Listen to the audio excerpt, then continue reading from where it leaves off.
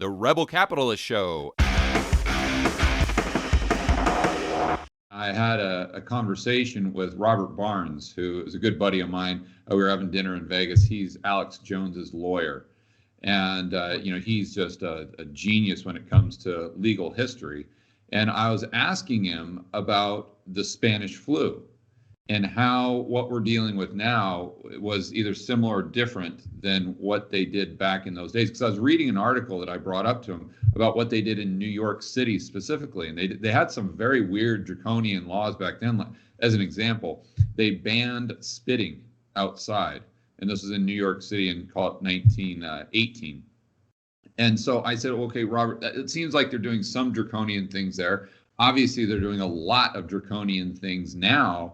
Is it any different, though? Maybe we're just living it now, so it seems like it's way over the top, but maybe we've seen this before in history.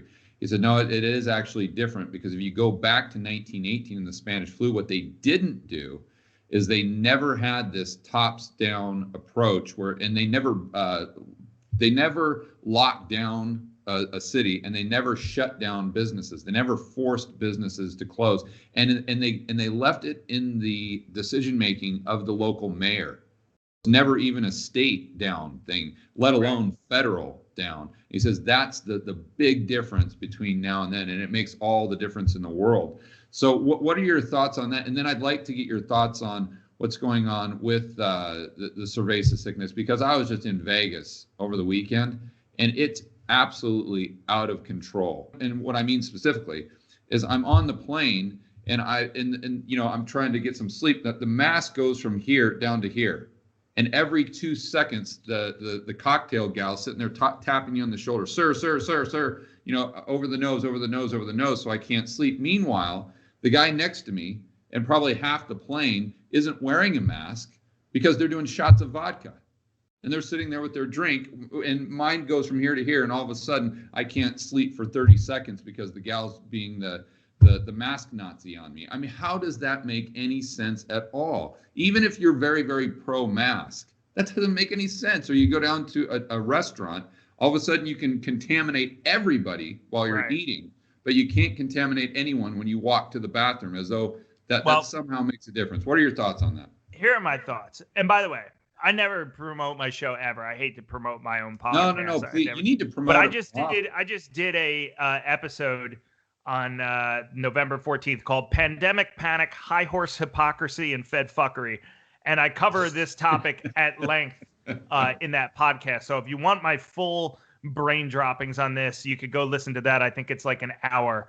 But I imagine what I'll say here will do for many people, and I generally don't recommend my podcast. So bearing that in mind,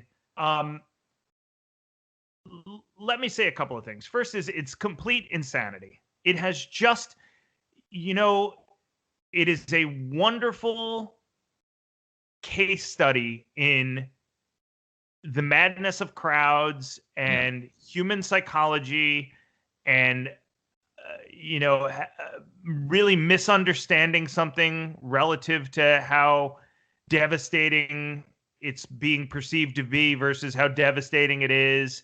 And what's important, finding, like you said, the mask being a half an inch lower on your nose and, worrying about that while the guy next to you isn't wearing a mask. You take that interaction and you multiply it by the 350 million people that are in this country and the 20 times a day that it's happening for every single person. And it's a mystifying, horrifically poor use of resources, time, and mental energy and mental stress. I mean, thank God at some point in March or April, once the data started to come in outside of China about this virus, which is really what I was worried about. I was worried about China lying. But once we started to get data out of Italy and South Korea, and it became clear that the infection rate, fatality rate was coming down, and it became clear that, this was a coronavirus and we knew about coronaviruses and this was a little bit different and probably had some different effects, but in general, we had our heads wrapped around it. At that point, psychologically, I was able to kind of release the vice grip on my in the level of stress related to the virus that I had in January when I was stocking up on things before anybody was even talking about the virus, because I saw it unfolding in China while the rest of the world had its fingers up his ass and was just kind of like staring off into outer space. That's when I was freaking out.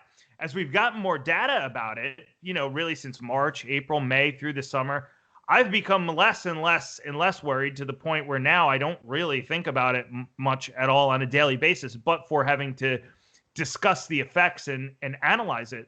I understand what you're saying about the plane, because this is a horrible misappropriation of resources that is really just preventing us from being efficient and productive in general in the ways that we normally would be, and adding stress and fucking up people's lives more than they need to be. That's fine. Okay.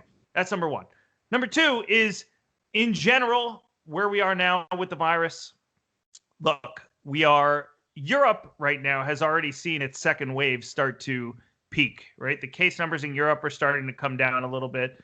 We knew that there was going to be a second wave of this virus. Two things are different than they were after the first wave and after the summer. One is, it is a more temperate, friendly season for the virus to spread. The second is, we are doing far more robust testing now than we ever were. We're doing 3, 4, 5, 6 times as many tests as we were, 3 or 4 months ago. We have blanketed the country with tests. And even then, we're seeing and by the way, some of these tests aren't even accurate. The antigen tests are notoriously inaccurate. The PCR tests are a little bit more accurate. But so we're getting a litany of data, some of which is good, some of which isn't good, from a litany of tests that are making their way across the nation to 350 million people. And we've seen a smaller bump, and we have seen the infection fatality rate continue to, which is the rate of deaths relative to the amount of people that test positive for the virus, continue to move lower. And we've seen some other interesting things heading into the winter, like apparently no influenza cases are being reported at all. If you look at the amount of flu cases that were reported in September and October relative to what was reported last year, right, there's something like 2% of the influenza cases that have been reported. Right. So, there's some crossover there, right? So you have a second wave, just as you would have a wave of the flu heading into the winter. Now, I'm not saying COVID is the flu. It is 3 or 4 times more deadly than the flu, and I'm not downplaying that at all. But what I'm saying is, we are not psychologically prepared, and we don't have the psychological depth, and we don't have the understanding of what's going on relative to what happens every year with the cold and the flu to be able to digest a number that we're being given every day. 170,000 positive cases. How could this possibly happen? Okay.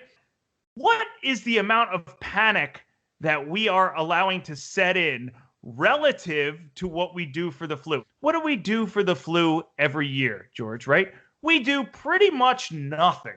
All right. If you get sick, you go to Walgreens and you get some NyQuil and you chug it and you have a nice sleep where you hallucinate a little bit, and you do that 2-3 nights in a row, and you generally take care of yourself. And then, 3, 4, 5 days later, you generally feel a little bit better. Sometimes people don't feel better and they die. Other times they get better after 1 day, quicker than most people normally would. But for the most part, people just kind of go about things as normal. There's no lockdowns. There's no panic. There's no screaming. There's no federal government shutting down an entire state. There's no shutting down the travel industry. There's no, border crossings between Canada and the US being shut down. There's none of that. Now, given that COVID is, let's use the aggressive CDC estimates and say COVID is 3 times as deadly as the flu, or 4 times as deadly as the flu. Relative to the measures that we take for the flu, what is 4 times more than that? Is it shutting down an entire economy? Of course not. Of course not.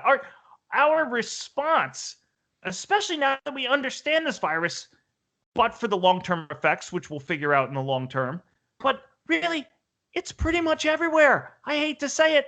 I know it's an unpopular opinion. It's pretty much everywhere. And if it's not where you are yet, it's going to get there. And the vaccine is going to be set in 2, 3, 4 weeks. they're going to start distributing this thing. So what are we fucking panicking about right now? What are people freaking out about? What all this devastation we're doing to people's livelihoods, this economic devastation we're doing? To do a nationwide shutdown at this point would be economic terrorism. I personally think we're almost over the second wave bump anyways.